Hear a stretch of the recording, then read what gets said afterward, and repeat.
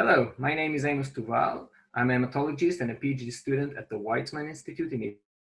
I'm asked to talk about what drives the transition from benign clonal hematopoiesis to preleukemia.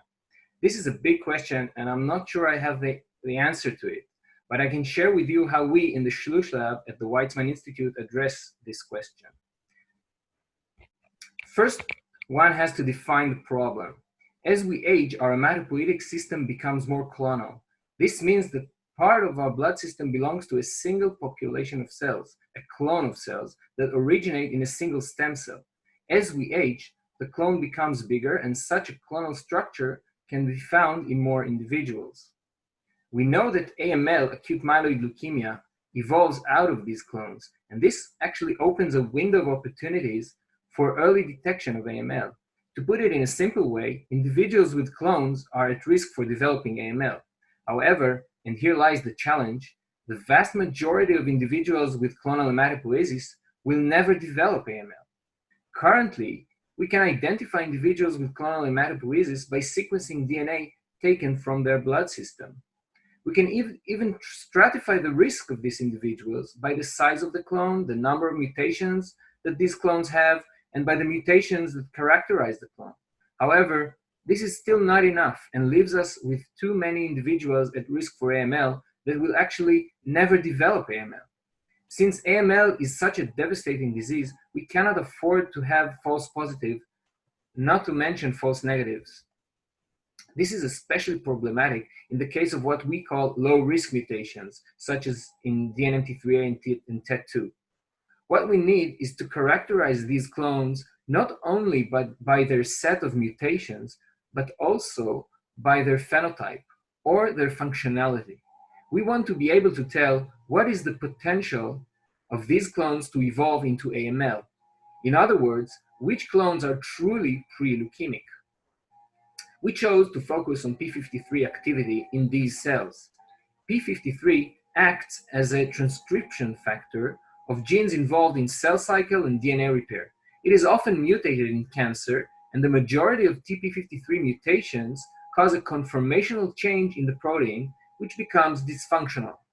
Such mutations sometimes confer chemoresistance. Interestingly, it has been shown that there is a dynamic equilibrium between the wild type and the mutant conformations of p53, even when its gene is not mutated. In other words, the wild type protein can acquire a pseudo-mutant conformation. This phenomenon was shown to exist in TP53 wild type AML blasts. We therefore ask ourselves, at what evolutionary stage of AML does this conformational switch occur?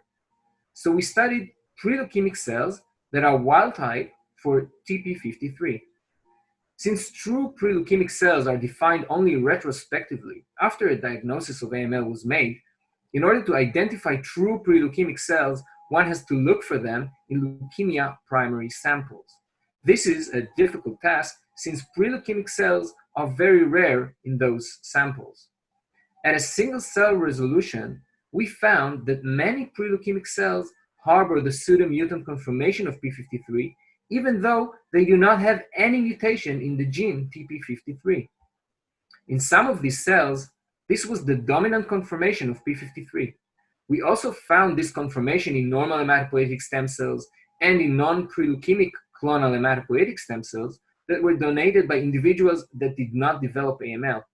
However, the percentage of such cells was far lower in these samples when compared to true preleukemic cells.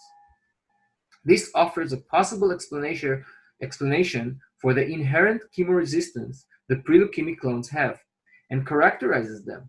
This can also help to distinguish between benign clonal hematopoiesis and true preleukemia. Next, we wanted to see whether this finding can be utilized to target these preleukemic cells. For this goal, we used a short peptide that was isolated at the Weizmann Institute by Professors Valda Rotter and Moshe Oren. This peptide was shown to be able to stabilize the wild-type conformation of p53, and this way to shift the balance between the two conformations of p53 back to the normal one, restoring its normal function. We found that this peptide eliminated only true preleukemic cells that have the pseudomutant conformation of p53 without affecting normal hematopoietic cells or non-preleukemic clonal hematopoietic cells.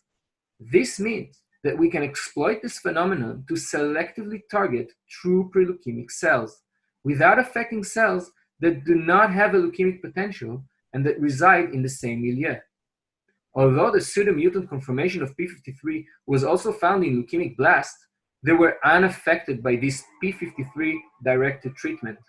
This means that as the preleukemic clone evolves to AML and acquires additional mutations and cellular events along the way, the relative contribution of this p53 dysfunctional activity to the fitness of the clone decreases.